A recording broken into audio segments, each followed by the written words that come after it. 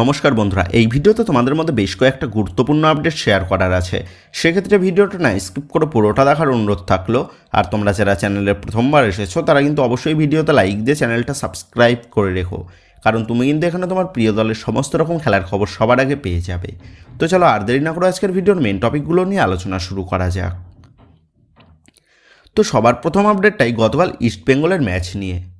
তো তোমরা জানো গতকাল ইস্টবেঙ্গল তারা ডুরান্ড কাপের কোয়ার্টার ফাইনাল ম্যাচে মুখোমুখি হয়েছিল শিলং লাজংয়ের বিরুদ্ধে, এবং গতকালের ম্যাচে একটা অবিশ্বাস্য রকমের হারের মুখ কিন্তু দেখে ইস্টবেঙ্গল।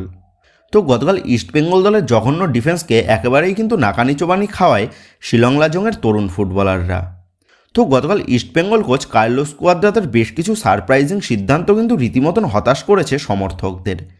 তো যাই হোক, গতকাল ইস্টবেঙ্গল দলের জঘন্য ডিফেন্স প্লাস কোচ কার্লোস কুয়াদ্রাতের জঘন্য ডিসিশন এবং ইস্টবেঙ্গল দলের ওভার কনফিডেন্সের জন্য কিন্তু ইস্টবেঙ্গল দলকে গতকালের ম্যাচে হারের মুখ দেখতে হয়েছে।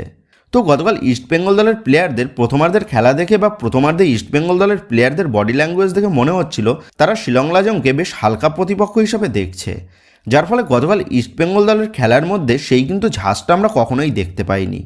যেখানে প্রায় 50 কোটির কাছাকাছি একটা দল নিয়ে শিলং লাজংয়ের কাছে কিন্তু গতকাল হারের মুখ দেখতে হয়েছে ইস্টবেঙ্গল দলকে, যেটা কিন্তু বেশ একটা বড় লজ্জাজনক ঘটনা এই মুহূর্তে ইস্টবেঙ্গল সমর্থকদের জন্য। কারণ এই মরশুমে বেশ টিম কিন্তু গঠন করেছে ইস্টবেঙ্গল, সেখানে দাঁড়িয়ে গতকাল ওই রকমভাবে ইস্টবেঙ্গল যে ম্যাচটা হেরে যাবে সেটা কিন্তু সকলেরই কল্পনার বাইরে ছিল। তো যাই হোক, এর আগেই ডুরান্ড কাপের গ্রুপ পর্ব থেকে ছিটকে গেছে বাংলার আরেক প্রধান মোহামেডান স্পোর্টিং, এবং গতকাল শিলং লাজংয়ের কাছে হেরে ইস্টবেঙ্গল তারাও কিন্তু এই মুহূর্তে বিদায় নিয়ে নিল ডুরান্ড কাপ থেকে। সেক্ষেত্রে এখন ডুরান্ড কাপে বাংলার ভাগ্য কিন্তু নির্ধারণ করছে শুধুমাত্র মোহনবাগানের ওপর। তো তোমরা জানো মোহনবাগান তারা কিন্তু ডুরান্ড কাপের কোয়ার্টার ফাইনাল ম্যাচে আগামীকাল মুখোমুখি হতে চলেছে পাঞ্জাব এফসির বিরুদ্ধে, যে পাঞ্জাব এফসি এই মুহূর্তে কিন্তু ডুরান্ড কাপে বেশ নজরকাড়া পারফরমেন্স করছে। তো সেই পাঞ্জাব এফসির বিরুদ্ধে কিন্তু আগামীকাল মাঠে নামতে চলেছে মোহনবাগান, এবং আগামীকাল মোহনবাগান তারা পাঞ্জাব এফসির বিরুদ্ধে জয় পেয়ে গেলে তারপর কিন্তু মোহনবাগান মুখোমুখি হবে Kerala blaster FC versus Bengaluru FC ম্যাচের জয়ী দলের বিরুদ্ধে। সেক্ষেত্রে মোহনবাগানের গ্রুপটা বেশ টাফ হলেও মোহনবাগানের কাছে কিন্তু যথেষ্ট সুযোগ আছে গত মৌসুমে ডুরান্ড চ্যাম্পিয়নের খেতাবটা এই মৌসুমেও ধরে রাখার। সেক্ষেত্রে আমরা সকলেই আশা করব মোহনবাগান তারা যেন বাংলার সম্মানকে রক্ষা করে এই প্রাচীনতম টুর্নামেন্ট ডুরান্ড কাপে। তো যাক, এবার যদি আমাদের জাতীয় দলকে নিয়ে কিছু আলোচনা করা যায়, তো গতকাল ইন্টারকন্টিনেন্টাল কাপের জন্য 26 জনের একটা স্কোয়াড কিন্তু ঘোষণা করা হয়েছে ইন্ডিয়ান ফুটবল ম্যানেজমেন্টের তরফ থেকে। তো এই মুহূর্তে ভারতীয় ফুটবলের বেস্ট 26 জন প্লেয়ারকে কিন্তু এই স্কোয়াডে রাখা হয়েছে। তবে ওই 26 জনের স্কোয়াডে জায়গা পায়নি ভারতীয় ফুটবলের অন্যতম সেরা গোলরক্ষক তথা মোহনবাগান দলের অন্যতম ভরসাযোগ্য গোলরক্ষক বিশাল কায়েত। যেখানে বিশাল কায়েত সে কিন্তু দীর্ঘদিন ধরে সে নিজেকে প্রমাণ করে আসছে সবুজ মেরুন জার্সিতে, সেখানে দাঁড়িয়ে বিশাল কায়েতকে জাতীয় দলের স্কোয়াডে সিলেক্ট না হওয়াটা কিন্তু সত্যিই একটা অবাক করার মতন ঘটনা। তো কোচ ইগোর স্টিম্যাক থাকাকালীন তার পছন্দের প্লেয়ারদের সে সিলেক্ট করতো সেটা আমরা জানি, তবে কোচ মানালো মার্কোয়েজ আসার পর সেই পুরনো ঘটনারই যে পুনরাবৃত্তি আবারও আমরা দেখতে পাবো এটাই কিন্তু দেখে অবাক লাগছে। তো ভারতীয় ফুটবল থেকে এই কোটা সিস্টেমটা না উঠলে এই ভারতীয় ফুটবলের কিন্তু উন্নতি সাধন কখনোই সম্ভব নয়। তো যাই হোক, গতকাল 26 জনের কিন্তু একটা প্রবাবেল স্কোয়াড ঘোষণা করা হয়েছে। সেক্ষেত্রে আমরা সকলেই আশা করব ফাইনাল স্কোয়াডে যেন বিশাল কায়েতকে রাখা হয় কোচ মানালো মার্কোয়েজের তরফ থেকে। আর এখনও যদি বিশাল কায়েতকে আমাদের জাতীয় দলের সুযোগ না দেওয়া হয় তাহলে কিন্তু বিশাল কায়েত নিজেকে প্রমাণ করতে করতে সে বুড়ো হয়ে গেলেও তাকে ডাকা হবে না আমাদের জাতীয় দলে। তো যাই হোক, আগামী সেপ্টেম্বর মাস থেকে শুরু হতে চলেছে এই ইন্টারকন্টিনেন্টাল কাপের টুর্নামেন্ট। সেক্ষেত্রে এখন এটাই দেখার বিষয় হবে জাতীয় দলের নতুন কোচ স্যার মানালো মার্কোয়েজ রোখা আমাদের জাতীয় দলকে কেমনভাবে নেতৃত্ব দেন। তো এবার নেক্সট আপডেটটা বেরিয়ে আসছে আইএসএল নিয়ে। তো তোমাদের এর আগেই জানিয়েছিলাম আগামী 13ই সেপ্টেম্বর থেকে শুরু হতে চলেছে আইএসএল সিজন 11, অর্থাৎ এই মৌসুমের আইএসএলের টুর্নামেন্ট। আর এই মৌসুমের আইএসএলের টুর্নামেন্টের ওপেনিং ম্যাচ নিয়ে কিন্তু গতকাল একটা বড়সড় আপডেট জানা গেছে। তো গতকাল যেমনটা জানা গেছে এই মৌসুমের আইএসএলের ওপেনিং ম্যাচে মুখোমুখি হতে চলেছে মোহনবাগান দল, এবং ওপেনিং ম্যাচেই মোহনবাগানের প্রতিপক্ষ দল হতে চলেছে মুম্বাই সিটি এফসি। আর এই ওপেনিং ম্যাচটা হওয়ার সম্ভাবনা রয়েছে কলকাতার যুবভারতী ক্রীড়াঙ্গনের স্টেডিয়ামে। সেক্ষেত্রে আইএসএলের ওপেনিং ম্যাচে যে একটা হাই ভোল্টেজ ম্যাচ দিয়ে শুরু হতে চলেছে সেটা কিন্তু বলাই যায়। তো এই মুহূর্তে মোহনবাগান দল তারা সেরা ছন্দে নিজেদের মরশুমটা শুরু করেছে সেটা আমরা জানি। অপরদিক দিয়ে মুম্বাই সিটি এফসি তারাও কিন্তু দীর্ঘদিন হলো তারা থাইল্যান্ডে নিজেদের প্রি সিজন সারছে।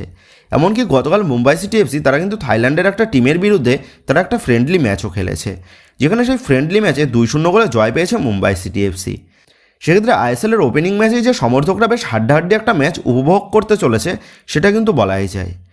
সেক্ষেত্রে এখন এটাই দেখার বিষয় হবে মুম্বাই সিটি এফসির বিরুদ্ধে মোহনবাগানের বরাবর যে একটা খারাপ রেকর্ড আমরা দেখে এসেছি, সেই খারাপ রেকর্ডকে ভুল প্রমাণিত করে মুম্বাই সিটি এফসির বিরুদ্ধে এই মৌসুমে ঘুরে দাঁড়াতে সক্ষম হয় নাকি মলিনার দল মোহনবাগান। তো বন্ধুরা, তোমাদের কি মনে হচ্ছে এই মৌসুমে মুম্বাই সিটি এফসি দলকে প্রতিটা ম্যাচে গিয়ে হারাতে সক্ষম হবে মোহনবাগান দল? এই বিষয়ে তোমাদের মতামতটা অবশ্যই নিচে কমেন্ট করে জানিয়ে দিও। তো যে একেবারে নেক্সট এবং লাস্ট আপডেটটা বেরিয়ে আসছে আনোয়ার আলীকে নিয়ে। তো দীর্ঘ মাসখানিক ধরে চলা আনোয়ার আলীর বিষয় নিয়ে আজ কিন্তু একটা চূড়ান্ত সিদ্ধান্ত জানাতে চলেছে পিএসসি। তো তোমরা জানো মোহনবাগান ম্যানেজমেন্ট তারা কিন্তু আনোয়ার আলীকে এনওসি দিয়ে দিয়েছে, যার ফলে মোহনবাগান থেকে এনওসি পেয়ে আনোয়ার আলী সে কিন্তু মোহনবাগানের প্রতিপক্ষ দল ইস্টবেঙ্গল দলে সে যোগ দিয়েছে বেশ কিছুদিন হলো। তবে আনোয়ার আলী ইস্টবেঙ্গলে যোগ দিলেও আনোয়ার আলীর কিন্তু আজ ভবিষ্যৎ নির্ধারিত হতে চলেছে। মানে আনোয়ার আলীকে ছাড়ার জন্য মোহনবাগান তারা কত পরিমাণ ক্ষতিপূরণ পাবে এবং মোহনবাগানের সাথে কন্ট্রাক্ট টার্মিনেট করার জন্য আনোয়ার আলী কেমন শাস্তি পাবে, প্লাস দিল্লি এফসি এবং ইস্টবেঙ্গল তারাও কোনো শাস্তির মুখোমুখি হবে নাকি, সেই নিয়ে কিন্তু আজ ফাইনাল সিদ্ধান্ত জানানো হবে পিএসসির তরফ থেকে। সেক্ষেত্রে এক কথায় বলতে গেলে আনোয়ার আলীর বিষয় নিয়ে কিন্তু আজ একটা সিদ্ধান্ত আসতে চলেছে। তবে আবার আনোয়ার আলীর বিষয়টা যে আজই মিটে যেতে চলেছে সেটা কিন্তু ভাবা ভুল, কারণ আজ পিএসসি তাদের ফাইনাল সিদ্ধান্ত জানানোর পর আনোয়ার আলীর বিষয়টা কিন্তু ফিফাতে যাওয়ার সম্ভাবনা প্রবল। সেক্ষেত্রে এখন এটাই দেখার বিষয় হবে আজ আনোয়ার আলীর বিষয় নিয়ে কোন সিদ্ধান্ত বা কোন রায় দেয় পিএসসি। তো যাই হোক বন্ধুরা, এই ভিডিওতে গুরুত্বপূর্ণ আপডেট করাই তোমাদের মধ্যে শেয়ার করার ছিল। তো আশা করি ভিডিওটা তোমাদের ভালো লেগেছে। তো যদি ভিডিওটা ভালো লেগে থাকে তাহলে ভিডিওতে লাইক দিয়ে চ্যানেল সাবস্ক্রাইব করে পাশে থাকা বেল আইকনটা অবশ্যই প্রেস করে দিও। আর তোমরা যারা এখনও পর্যন্ত আমাদের সোশ্যাল মিডিয়া পেজের সাথে যুক্ত হওনি তারা কিন্তু অবশ্যই নিচে ডিসক্রিপশন বক্সের লিঙ্ক থেকে আমাদের সোশ্যাল মিডিয়া পেজের সাথে যুক্ত হয়ে যেও, কারণ এখন কিন্তু সমস্ত লেটেস্ট আপডেটগুলো সবার আগে আমাদের সোশ্যাল মিডিয়া পেজেই পোস্ট করা হয়। আর তোমরা এখন ফেসবুক এবং ইনস্টাগ্রামে গিয়ে তোমরা আমাদের এই চ্যানেলের নাম লিখে সার্চ করলেও তোমরা কিন্তু আমাদের ফেসবুক এবং ইনস্টাগ্রাম পেজটাও খুঁজে পেয়ে যাবে। সেক্ষেত্রে তোমার প্রিয় দলের সমস্ত রকম লেটেস্ট আপডেট সবার আগে জানার জন্য এবং আমার সাথে সরাসরি যে কোনো বিষয়ে কথা বলার জন্য তোমরা কিন্তু অবশ্যই মনে করে আমাদের সোশ্যাল মিডিয়া পেজের সাথে যুক্ত হয়ে যেও। তো বন্ধুরা, এই ভিডিওটা এটুকুই ছিল। তো আসি বন্ধুরা, দেখা হচ্ছে পরের ভিডিওতে।